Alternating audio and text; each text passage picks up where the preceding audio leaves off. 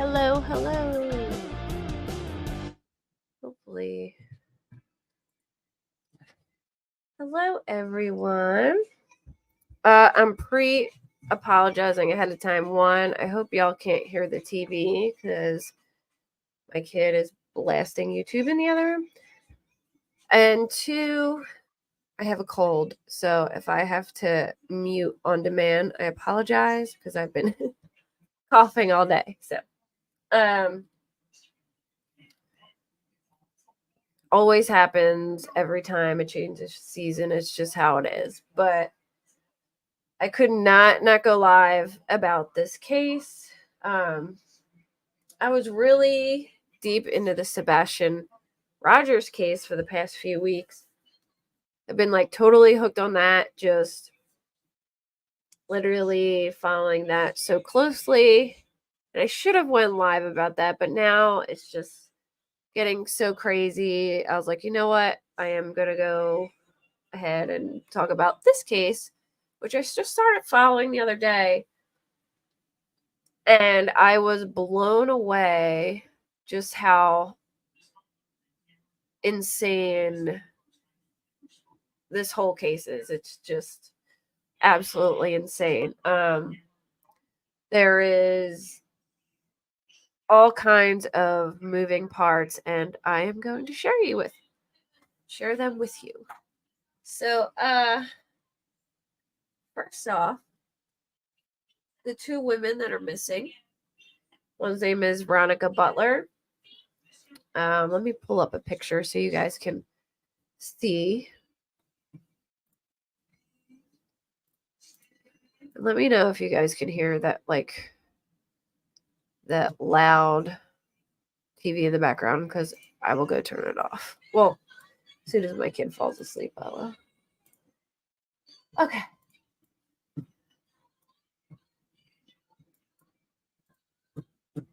Here is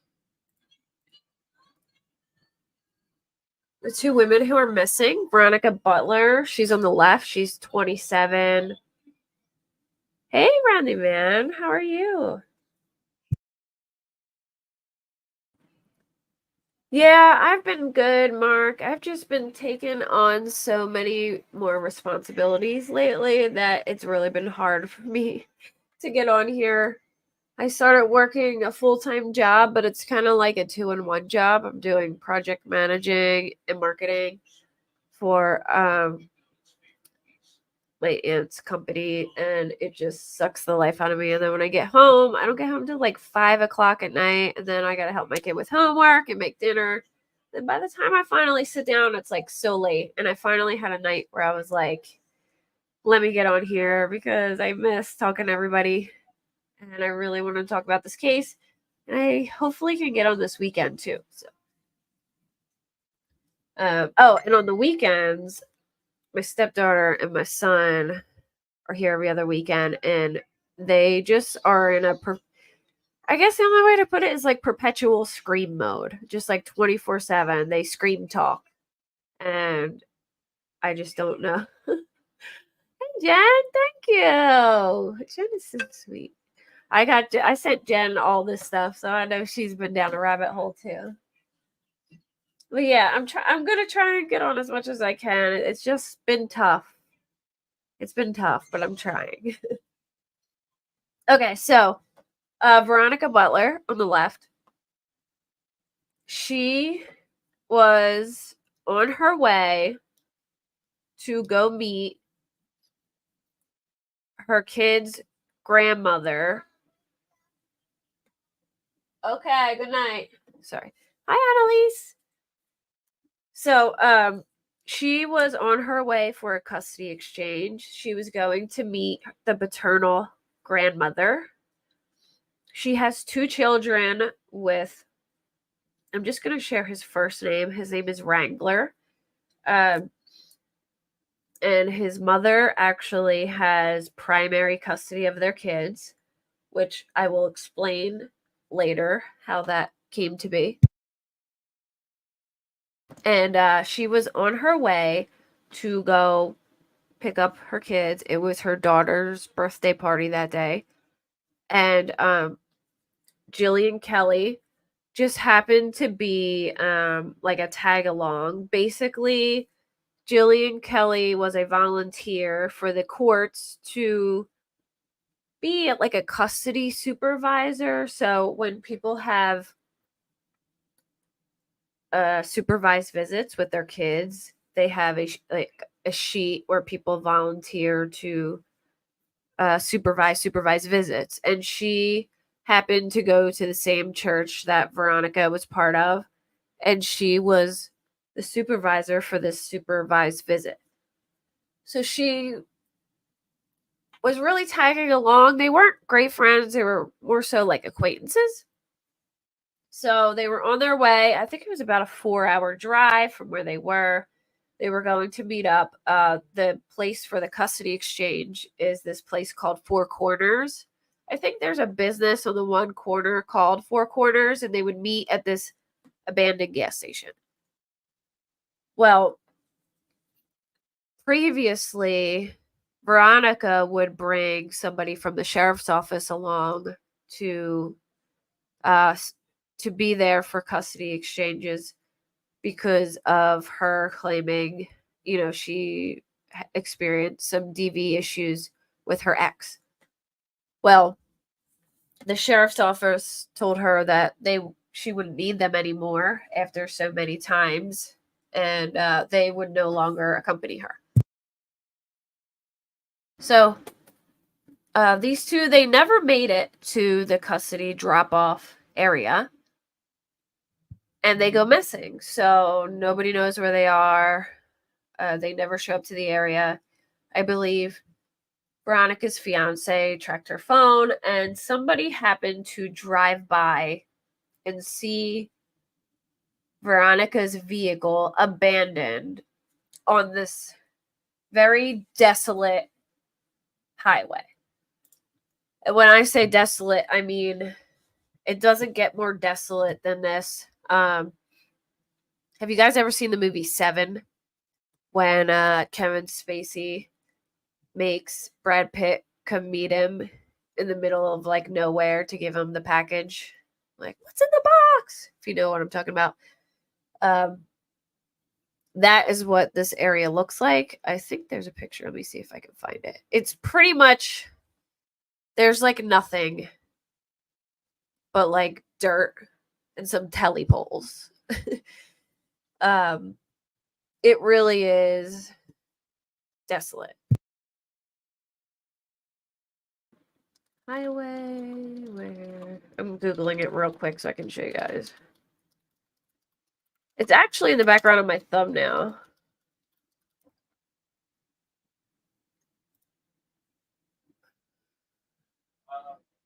So I have it. Oh, there we go. There it is. Hopefully you guys. Let me share.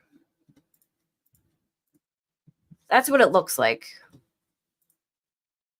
It is just like nothing for miles. Oh, thanks, Annalise. I know. I needed to do one so bad. In this case, oh my goodness. So, like right off, I guess on this little cutoff thing right here is where her car was found. Now, take note that this is not confirmed. This is totally things circulating upon the chatter. Okay, so I just want to make that very clear so nobody thinks this is a fact. But allegedly, there was somebody who allegedly states that they drove by the car, showed up, and they seen the car with the driver's side window busted out and a pool of blood on the ground that they attempted to clean up with kitty litter, I believe, or some kind of like kitty litter type stuff. You know, when people throw up, they like pour that stuff on it, something like that. And allegedly, some people are saying that there was like a handle to a hammer that was found, and allegedly Jillian, the supervisor, tried to run because they saw drag marks. Again, this can't be confirmed. This is just what people are saying. But OSBI did come out and say that they did find evidence to suggest that foul play had occurred. So they're pretty sure that there was some type of foul play that had commenced. And they haven't, OSBI hasn't officially said why. But hey, Jeremiah. Hey. Good to see you too. Long time no see. So, this is where things get pretty interesting. Okay, there's lots of court documents that kind of paint a picture of the history going on between these families.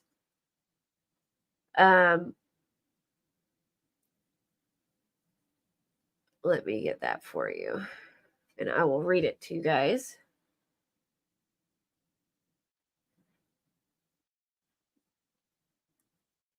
Just give me a second. I know I have it here.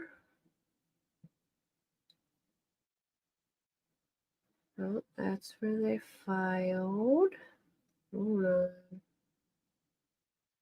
Well, from what I recall, they dated. Well, I'm looking for it. I'll just kind of tell you, kind of like an idea. They dated back in I think it was 2016. For a while, they both lived with Wrangler's mother, Tiffany. I'm not going to say her last name. I'm just going to say her first name. Her first name is Tiffany. They both resided with her, and Wrangler seems to be the father of the children, seems to be a bit of a drinker. He an angry drinker. And him and his mom had kind of like a fallout, and she kicked him out of the home. But she didn't kick out Veronica at the time. So Veronica was still living there, and then her and Veronica's relationship started deteriorating. And then Veronica had to move out.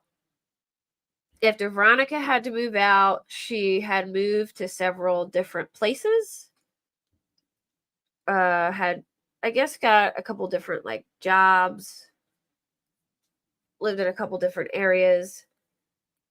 And at the time, she did have custody of the kids. But then things started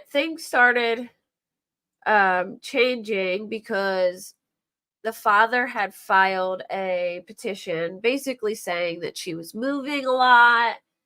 She wasn't letting them know where she was living. She wasn't keeping them in the loop, and he wanted to have a change in custody. And then they came to an agreement that they would share custody, and they would go 1 week off and 1 week on. And there was a lot of small issues, stupid things they fought over. And then eventually this all came to a head, I think, in 2022. Let me see.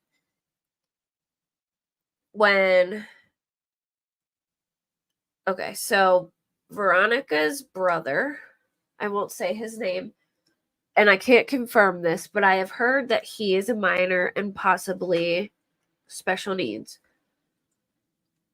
He supposedly had not been allowed to be around the kids at all.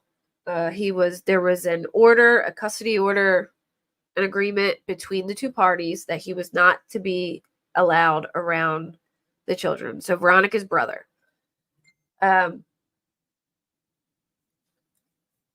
So he had, according to the court records, had I would say abused the children.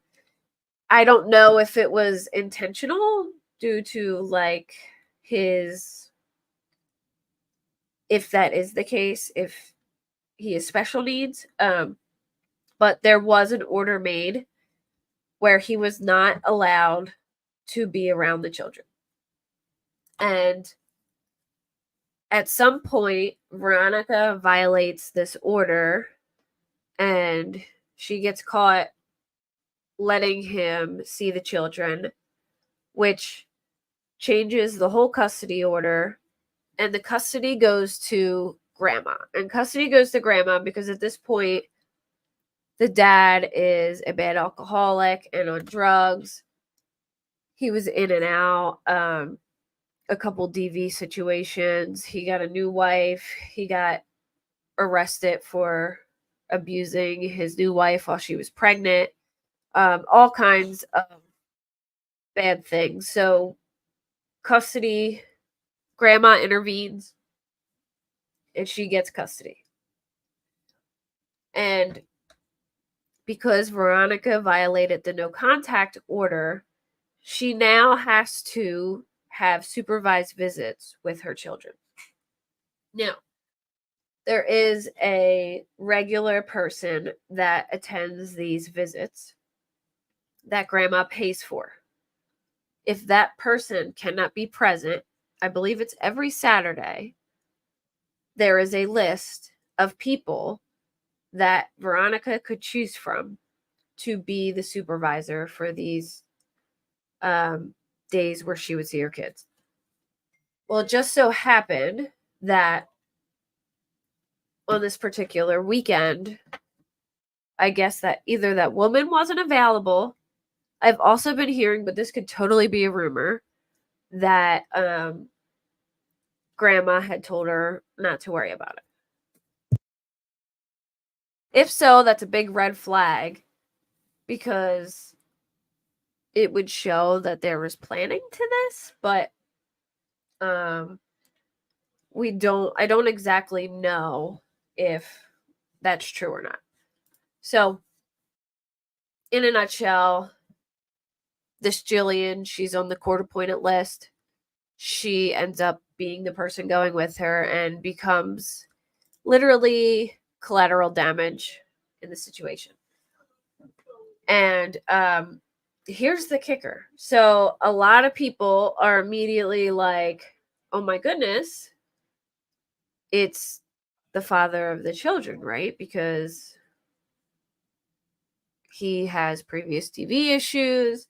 Everyone kind of like thought it was him.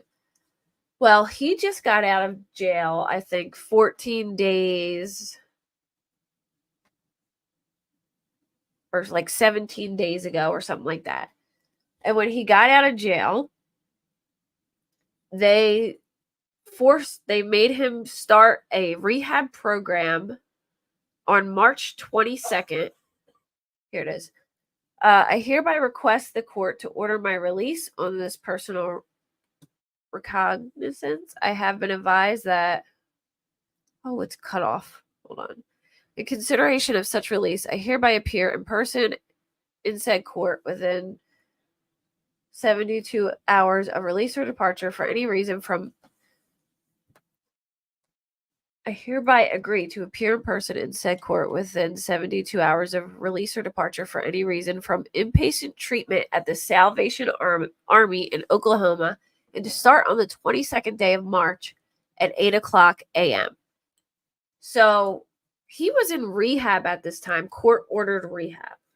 But I have heard some people say that it's possible that there was a work release program and that maybe he could have been able to leave during the day. But I did a little searching now. I couldn't find the exact rules for the Oklahoma branch. And their specific rule set, but I did see that the Salvation Army, if you're court ordered to go to rehab there, you're not allowed to leave the premises at all for 30 days. Now, I don't know if this applies to like just certain places or if it applies to every single one, but I did read it for one of them. If that's the case, then he wouldn't have been available to have murdered these women because he was in rehab. So who did then? Also, their paternal grandma's boyfriend, his name is Tad. I'm not going to say his last name. A lot of people are, speculating about him because he had a recent arrest. I think it was in August 2023 when he was pointing a firearm at people recklessly, and he got in trouble for it. So that's definitely a big red flag for sure. Obviously, in my opinion, it had to have been planned because unless they like broke down, but I'm sure they would have said something like if they had, their car was broken down. It seemed like somebody had asked them to meet them there. They pulled off there and then they were attacked. And that's just my opinion. So it almost feels like they were set up, And if that's the case, only so many people would know that they were on their way there to pick up the kids. So, and the motive is totally there if, the kids were previously hurt by Veronica's brother and Veronica violated that order. That would be big motive, trying to desperately keep the kids away. And here's the other thing. There was a court appearance scheduled for like the next week, literally. And there is a document that came out saying that I'll read it to you guys. That grandma's lawyer had basically withdrew themselves for irreconcilable differences. So,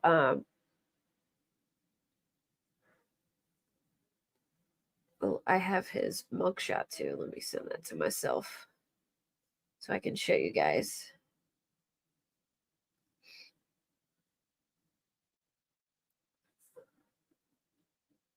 Where did my messenger go? Oh. Just give me 1 second. I'll show you guys. Oh, it has his whole name on there.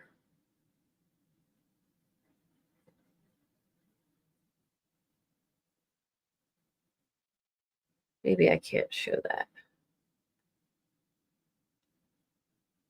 Okay, so here's the court document for Tad. So grandma's boyfriend on July 31st, 2023, they had a court appearance for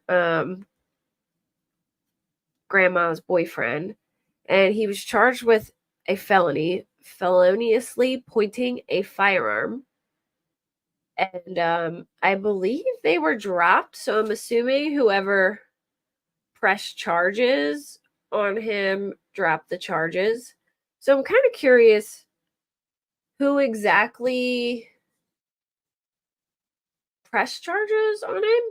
Now there was like a treasure trove of court documents, but a lot of them were removed due to them having like a gag order on the case. But here's actually a little snippet from one of the petitions where the mom and her son are like kind of go back and forth too, because she will not let him have custody of the kids either. So it says the defendant and the plaintiff had a telephone conversation that took place extremely recently. This is on September 22nd, 2023. This obviously wasn't recent, but in the court documents, it was recent. Where the plaintiff admits that he never disapproved of any of the supervisors that the defendant had chosen for her supervised visitations, and that it was his mother that would make that decision, and he felt compelled to listen to her. The plaintiff further stated that he had been threatened numerous times by his mother that she would kill him, shoot him in the head if he didn't do what she told him to do, that he would send the plaintiff copied and pasted text directly from his mother as if it were him, that the plaintiff believes his mother has cops in her pocket. Most importantly, the plaintiff admitted that he believes that his mother coaches and has coached the subject minor children before, dropping them off with their current counselor. So a lot of people are alleging that possibly,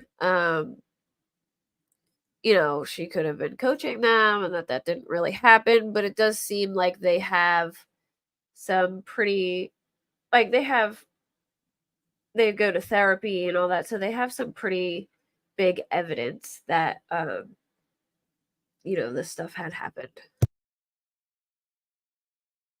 Okay, so on March 13th, 2024, so this was super recent. This was shortly before they went missing, and there was a court date coming up about custody issues. So it was like a custody hearing.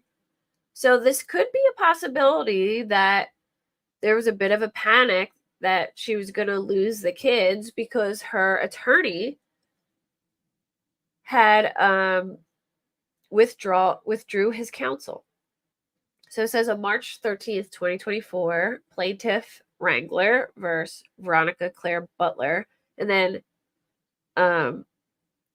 Wrangler's mom, Tiffany, she's the intervener. So she intervened in their custody case and took custody. Basically, that's what kind of like an intervener means. Comes now, Stephen Jones and William Jewell of Jones, Atchin, and Jewell, attorneys of record for the intervener, Tiffany, I'm not going to say her last name, and moves this court for an order allowing the withdrawal of Stephen Jones and William Jewell as counsel for Tiffany, and in support thereof assert as follows. In the matter of intervener, retain the undersigned counsel to represent her, and an entry of appearance was filed by the undersigned counsel on her behalf on November 14th, 2023. Circumstances have subsequently arisen which constitute an irreconcilable conflict of interest between the intervener and her counsel. There is an irreconcilable difference of opinion, and that makes it necessary for the undersigned counsel to withdraw. It doesn't specify exactly what that is. Intervener has violated her contract for representation in this matter with the undersigned counsel, which makes it necessary for counsel to withdraw. Intervener has requested counsel to withdraw from the case by email dated March 6, 2024. Well, that's a little weird. I didn't realize she requested them to withdraw. I wonder why. Counsel informed intervener of their intention to withdraw by email and voicemail message on March 8th. Intervener has not yet retained new counsel. The final hearing in this matter is currently scheduled to occur from March 25th to March 28th. And then they go missing on... Oh, darn it, why can't I open my calendar? Hold on. They went missing on the 30th. So I believe there was another hearing in early April, people were saying. So it was a good possibility that she could have lost custody.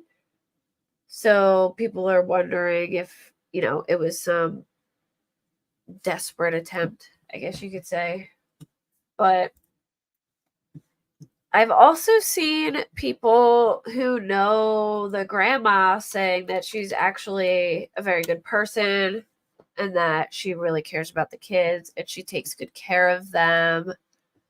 So there's obviously some really mixed reviews, but it seems though a lot of people who knew her really didn't have anything bad to say about her. So I don't really think she has anything to do with it. And I don't know if the son would have been able to do anything because he was away. But it almost feels like this has to be the reason. Like, how would they know where they were? And they were coming, and that specific supervisor wasn't going to be there. So I don't know. It's so crazy, this story. I don't even know what to think at this point. And they have no idea where the women are. So where did they, if they stopped them on the side of the road and pulled them out of the car, which it was a desolate area, where did they bring them? Okay, so this is Wrangler. This is the kid's dad. And he was arrested on February 21st, 2024 for domestic assault and battery against a pregnant woman. This was his new wife. I believe her name is Kirsten. And she had some interesting things to say as well. Somebody commented on her page and said, "You gotta know in your gut who did this. Who do you think did this?" And this is her reply, which is kind of creepy to me. She says, "Of course, I have a gut feeling due to what I've experienced myself, and I have let OSBI know everything I know of or can think of, but social media is not the place to put my speculation out in the public.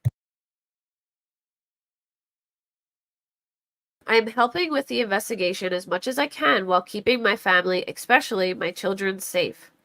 There was a reason why I left." Hey, Risk, how are you? Good to see you.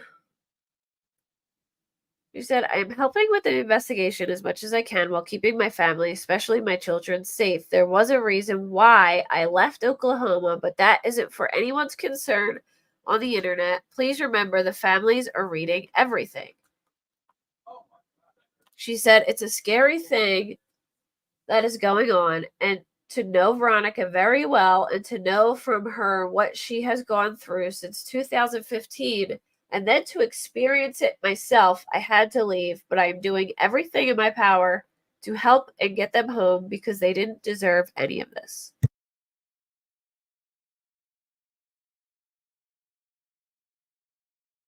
So,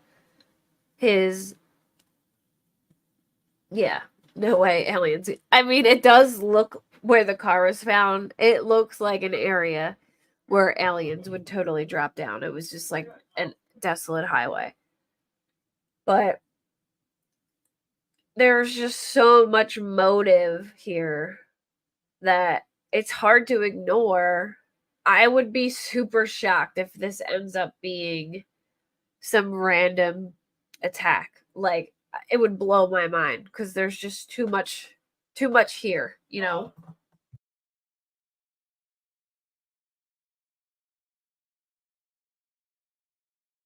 It's terrifying, to be honest. Um, so car is abandoned. It's unknown why her car was abandoned where it was by Yarborough So apparently it was near the high school that she went to, where she grew up. It was found 6 miles south from Yarborough School in the Yarborough town. They were headed to a home in Eva.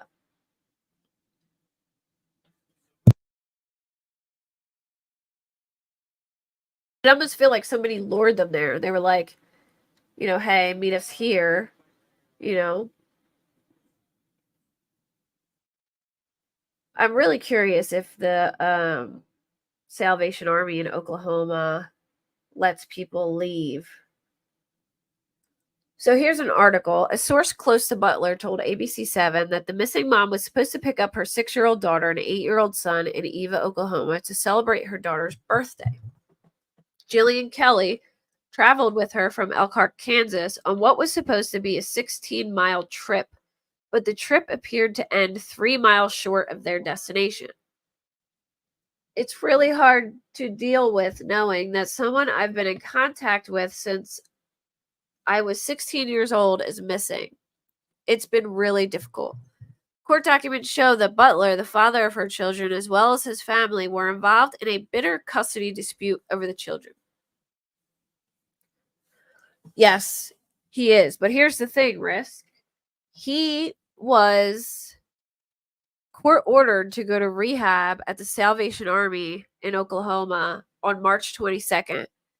And some people are saying they have like a curfew thing or a work release thing so that he could have left. But I Googled it and I found a specific Salvation Army. It wasn't that particular one, but they said if there's a court order rehab, they don't let the person leave at all for 30 days.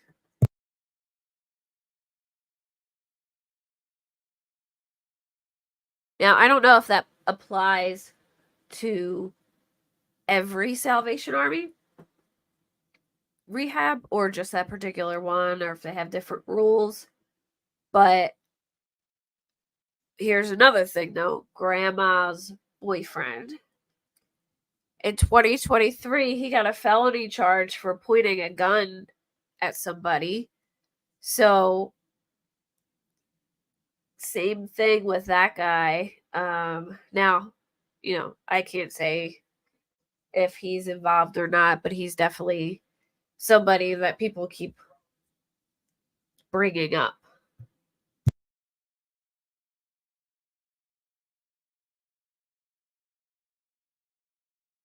In a motion filed in the Cimarron County Court in Oklahoma last November, it's an article, so I could say that Tiffany Adams, that's the grandma, the children's paternal grandmother, opposed any adjustment in the supervised visitation arrangement Butler had with the children. So basically, she opposed everything they tried to do, noting that the children had been exposed to SA while under her care. The motion alleged that the children's father, Wrangler, was a drug addict who had no interest in caring for his children. It noted, however, that he trusted his mother more than he trusted Butler to protect the children. Petitioner appears to be capitalizing on the indifference Mr. Rickman has shown for his children. Mr. Rickman has removed himself from the children's lives. Instead of being a father, he now seeks out pleasures of drinking alcohol, using drugs, and other degenerate behavior, the complaint explains. When he left the children in his mother's care, not the petitioner's care. The reason for this is twofold. First, it would have been a violation of the court's order granting Mr. Rickman temporary emergency custody for him to leave the minor children with petitioner. This is because, and the point cannot be stressed enough, the petitioner's brother had been found to have SA'd the minor children by this court, and petitioner has been found to have violated the no-contact order prohibiting the minor children from being around the petitioner's abusive sibling. So, again, to reiterate, Veronica had custody, then they started sharing custody, and then her kids were essayed allegedly by her brother. The court says that. And then they filed a no contact order and ordered that her kids not be allowed around her brother. And then Veronica violated that order, and that's how grandma got emergency custody.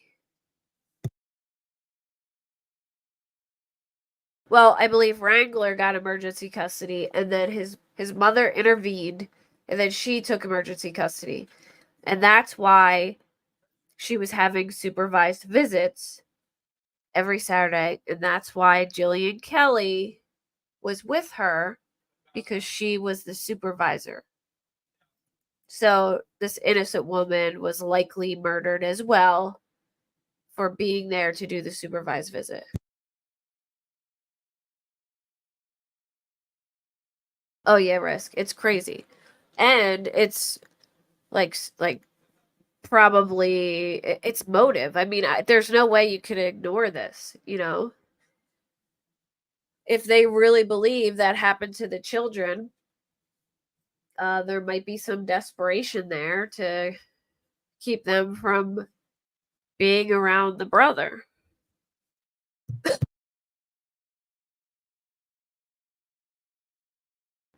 So it's just there's so much to it. I'm really curious where they are.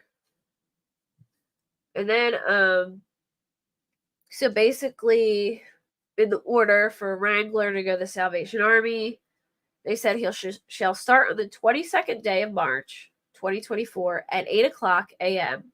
Upon leaving the facility, I shall appear at such time as directed by the court.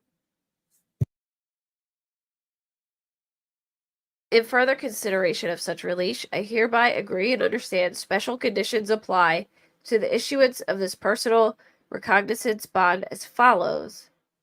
The defendant shall not have in his possession or use alcoholic beverages or intoxicants or drugs of any kind except those prescribed exclusively for the defendant by licensed physician. The defendant shall report to the treatment facility for successful completion of a not less than 6 months inpatient alcohol substance abuse treatment program.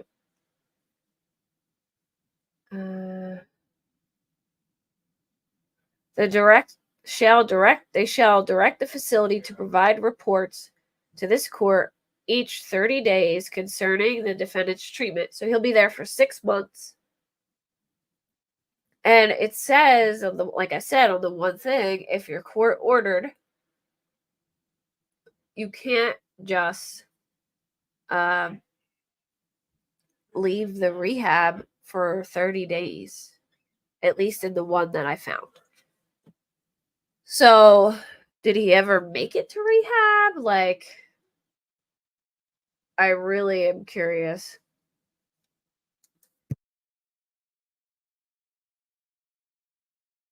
So they said that Veronica filed a petition with the court against the grandmother for child stealing. The grandmother didn't have legal custody. She had also requested Ellie to be present for exchanges, which was granted for a while until the sheriff decided it wasn't necessary. She apparently did complain that she felt unsafe.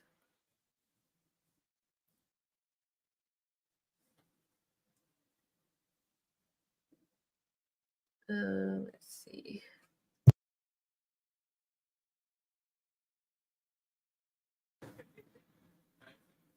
And the son even he mentions that the grandma is kind of manipulative. Oh, thank you, Random Man. Thank you.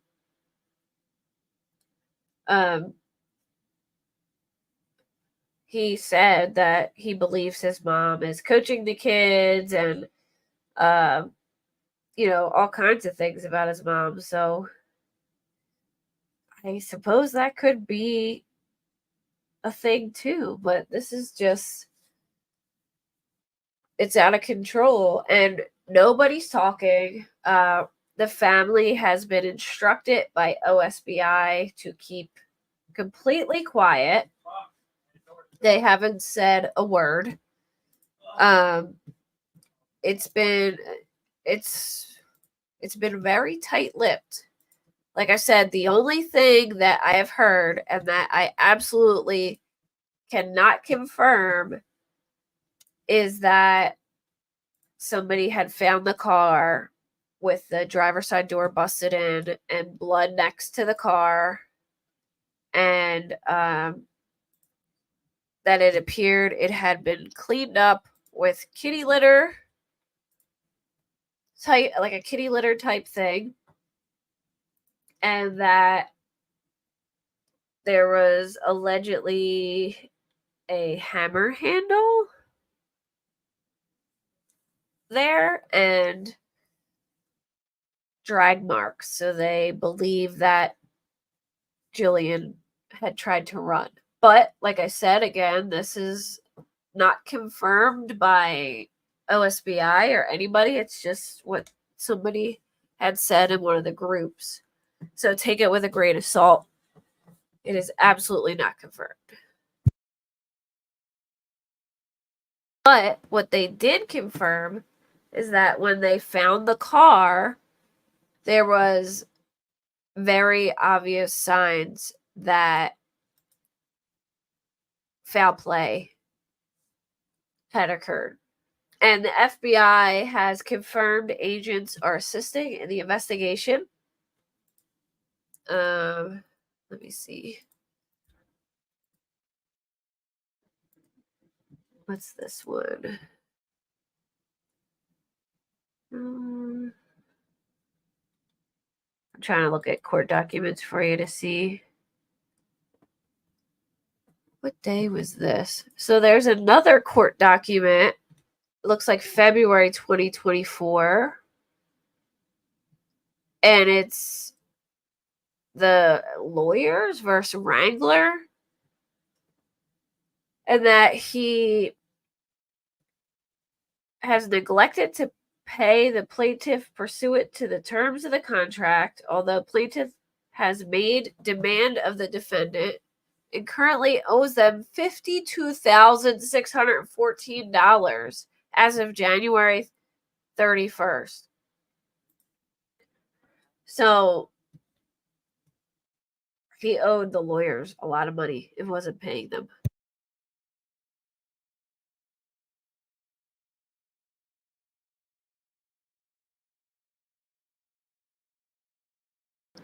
Okay, here is a petition for writ of habeas corpus.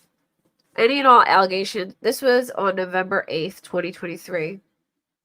Any and all allegations set forth in the petitioner's motion to modify and motion to enforce visitation is filed in Cimarron County case style, filed on October 27th, 2023, shall be as if they are set forth herein as well. It's so far as it pertains to the petition, the prior order has not been modified. This last period of specific visitation that the petitioner was allowed to exercise with the minor children took place on July 1st, 2023. The petitioner had a supervisor with her, Miss Nylene Johnson, for her last visitation. The respondent, Tiffany, has had exclusive possession of the minor children for the past several months and is withholding them from both parents currently. This is not the best interest of the children and is a violation of the court's orders.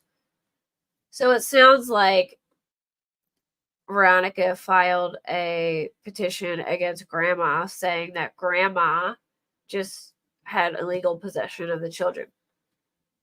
The father of the minor children, Wrangler, the son of the respondent, Tiffany, has himself posted on Facebook account about his mother withholding the minor children for the petitioner and himself in violation of the law.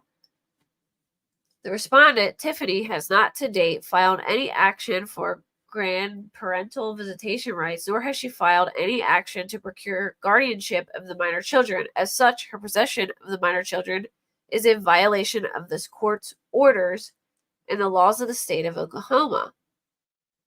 The venue is proper with this court as the respondent Tiffany is holding the children with her at the address of so and so.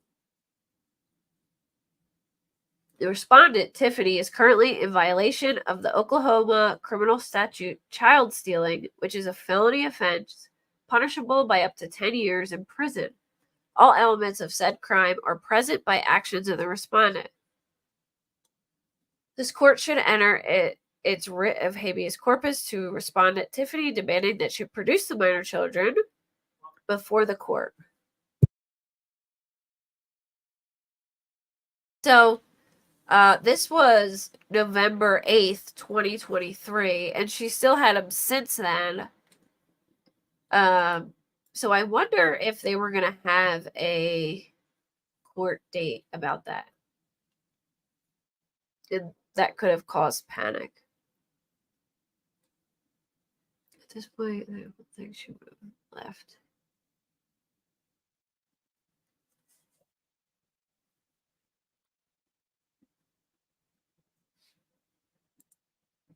I'm trying to see if I can find anything else.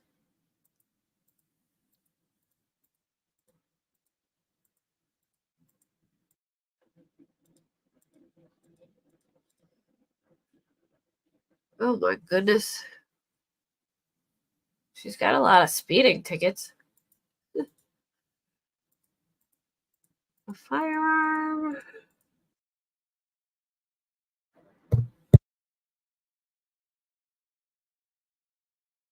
Okay, so this is what somebody said who claims that they drove by the car. This is the thing I was saying was not confirmed, but this is where I got it from. Again, this is not confirmed by law enforcement. This is just somebody who saw the car on the scene, I guess, and made a post. Shortly after Veronica's mom showed up, that's when her and Clinton went out into the area where the car was found to try and make sense of it all, find anything, and that was my time to leave. As far as I'm aware, there's a strong lead on a white Ford or Dodge pickup with a horse trailer, light color white, that was seen in the area Saturday morning around the same time as the girl's disappearance.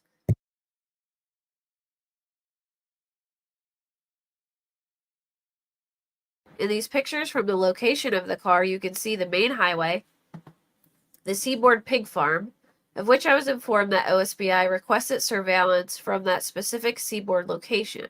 Seaboard responded, and apparently most of their farms around this location do not have cameras, this one being one of those in the abandoned co-op bins. On the ground of the location, on the 2-track road, you can see a puddle of blood next to where the officer was checking with the metal detector and shoveling yesterday, of which I was told the metal detector results ended up with no findings. So after talking to the family today, please don't think they're being rude and keeping everyone out of the loop on purpose. They know very minimal, but they are heartbroken and trying. And here's a video, I think, of the area, or of the car, actually.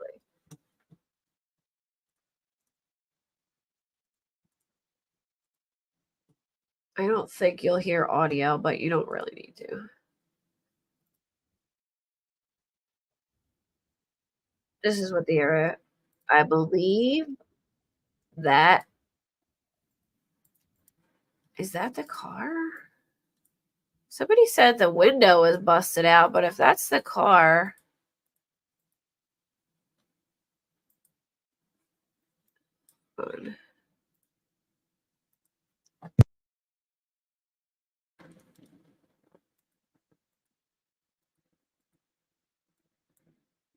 sorry, I'm trying to go slow so I don't miss anything because I'm trying to see. The window looks intact to me.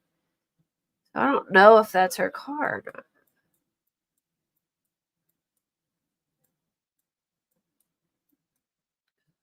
I can't tell.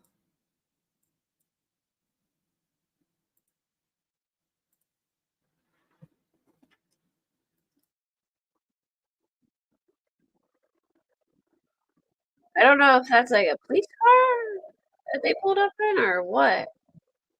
But I don't see a window busted out if that's the case. Hold on, let me stop the screen.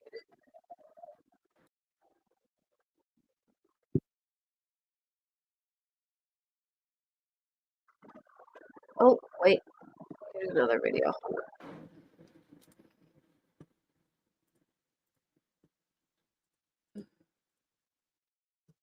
Maybe it's the sedan because there looks like there's a sedan on a tow truck.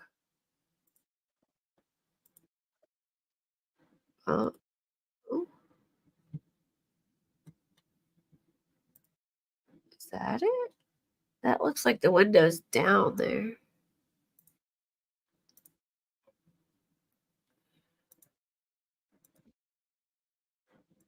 Which one is the car?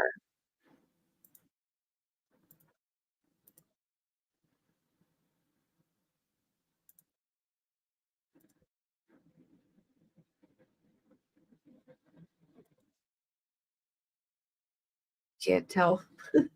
Yes, I'm live. I know. I've been away for so long. I've picked up so much stuff lately. I've been working a lot. And then I have the kiddos, the two 8-year-olds every other weekend, and they are just constantly in perpetual scream mode. So I haven't been on as much.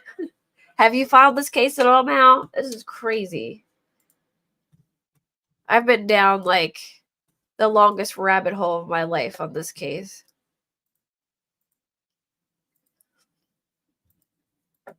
See if I can find.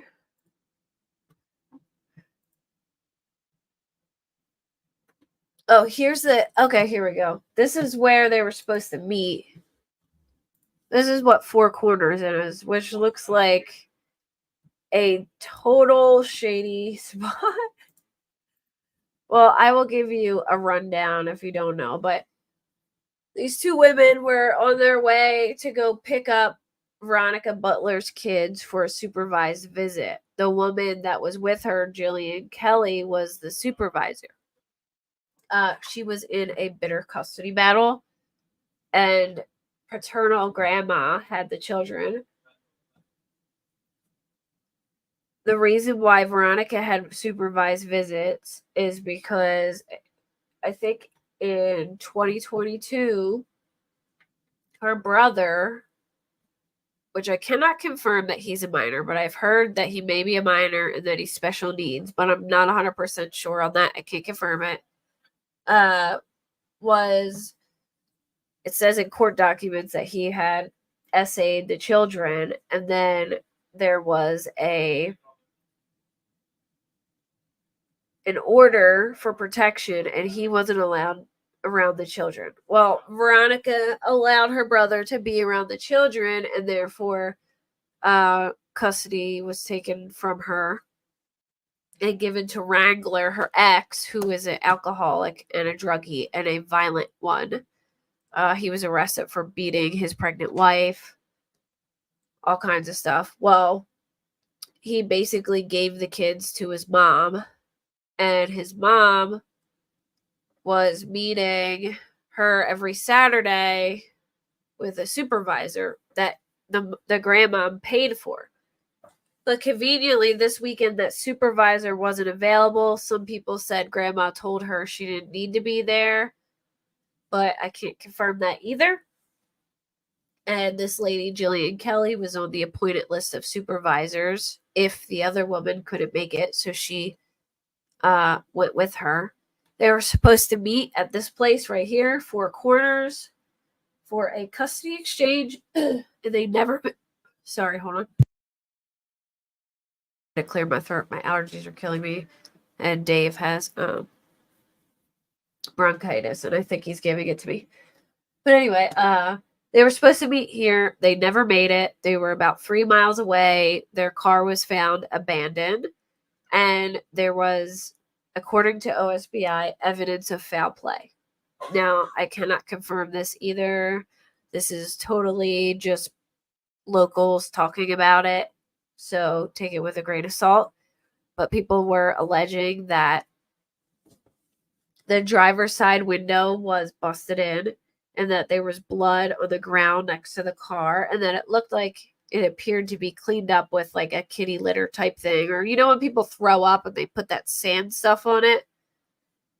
It had appeared to be tried to be cleaned up with something like that.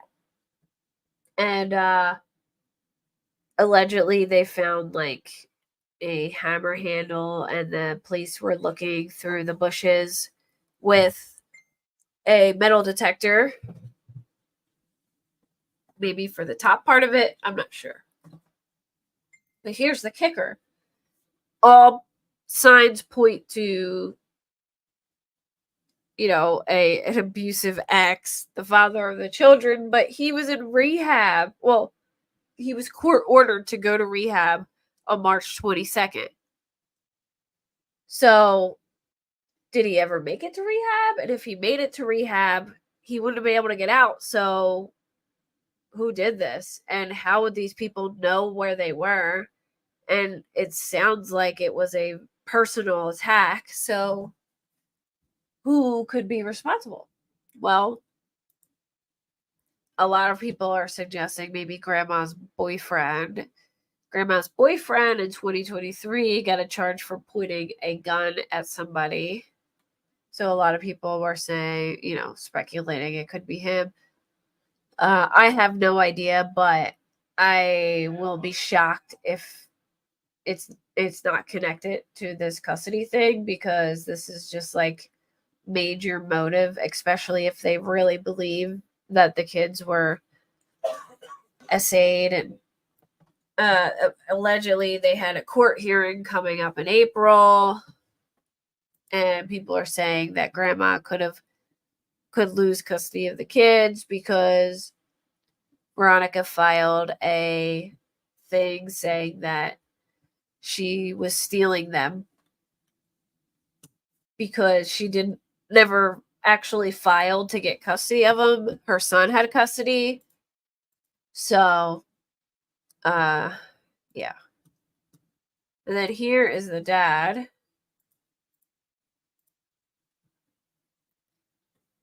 In February 21st, he was arrested for assault and battery on a pregnant woman, which was his current wife, who has hinted that she believes he may be responsible. Somebody said, "Oh, don't you even have a hint of who you think it could be?" And she was like, "Oh, of course I do. Like, I've been through this myself. I know how things are, So, and here's an interesting thing too. This is part of, I believe, what Veronica filed against the grandma. Says the defendant and plaintiff have had a telephone conversation that took place extremely recently, September 22nd, 2023, which was at the time recent, wherein the plaintiff admits that he never disapproved of any of the supervisors that the defendant had chosen for her supervised visitations, and that it was his mother that would make that decision, and he felt compelled to listen to her. The plaintiff further stated that he had been threatened numerous times by his mother that she would kill him, shoot him in the head, if he didn't do what she told him to do, and that he would send the plaintiff copied and pasted text directly from his mother as if it were him, so the mom would pretend it was him. That the plaintiff believes his mother has cops in her pocket, and most importantly, the plaintiff admitted that he believes that his mother coaches and has coached the subject minor children before dropping them off with their current counselor, who is the counselor that apparently the kids told that they were abused by the brother.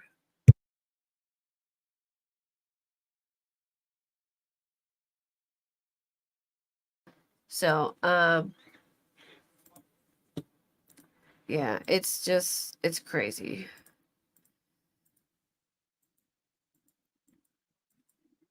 So the OSBI believes there was absolutely foul play involved and that something bad happened based on evidence. They have said that the kids were with grandma.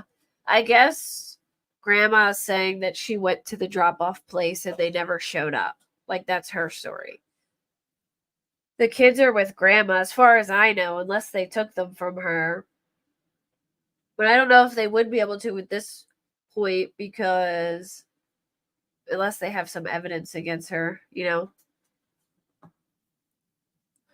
But I've seen a lot of people in the group say that she's actually like a really, you know, nice woman and that she cares about the kids and, you know, like they haven't said any, like people who know her haven't said any bad things about her, but yet her son and Veronica do. So I don't know, but I just don't see this being not connected. It's too there's too much going on for this to be random. And if it's random, I will be completely and utterly shocked, really. I'm curious if Wrangler ever made it to um rehab, like if he ever went, because some people just run, you know. So I'm curious if he ever went. But if she's claiming that she talked to him and, you know, he agreed with her, then I don't really know what to believe at this point. I am just so confused. But they don't know where they are. The car was abandoned. They're still missing. And everyone is just being so tight lipped. I know News Nation did a little interview, but everyone's afraid to talk because it's a small town and you have the right to know your accuser. So they apparently are afraid to speak out because they're afraid of retaliation. That's what they're saying. So I guess we'll, you know, I feel like the OSBI probably is onto something and has a suspect, but they haven't said anything publicly. And the family and friends have not said anything publicly either. This is, and I think it's good for, that's a good thing, but the families have been extremely tight lipped and haven't given any information out at all, really, which good for them, you know.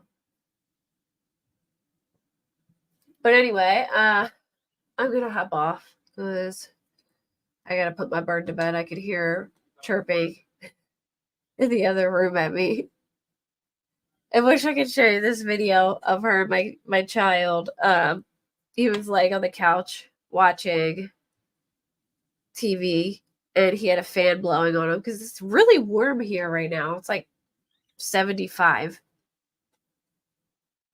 Hey, okay, crime news. How are you? Oh, I'm sure you're deep into this case, huh? I'm sorry, I'm about to get off, but you can rewind and listen, but I'm sure you're following this super closely. But anyway, my son was laying on the couch with a fan blowing in his face, and for some reason my bird loves the fan, which surprises me because I would think she would get cold. But she was literally backing up, putting her tail feathers in his face, trying to get like the perfect angle of the fan blowing on her in the wind. It was so funny. And he's sitting there looking at me like, get this bird away from me. But I can tell she wants to go to bed because I can hear her chirping at me right now. But I will hopefully be back this weekend. I wanted to talk about Sebastian Rogers, but it's just turned into such a mess of a case. I don't know if I want to go there. Oh, Mal, you know what? I'll message it to you.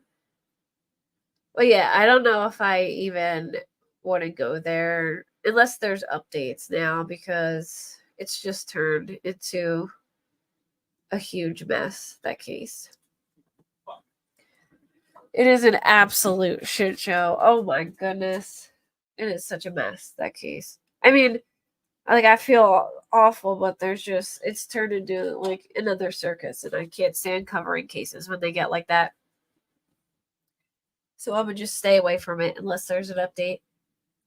But Oh yeah, and you know what? You guys will have to check it out. I joined like a local podcast. If you like cold case stuff, check out Keystone Cases podcast. We do like Pennsylvania cold cases or Pennsylvania related cold cases.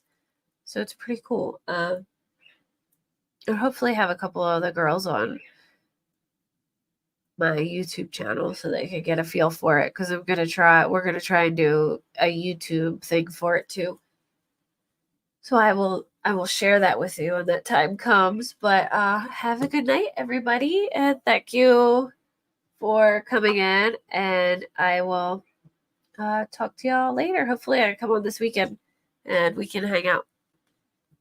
Bye.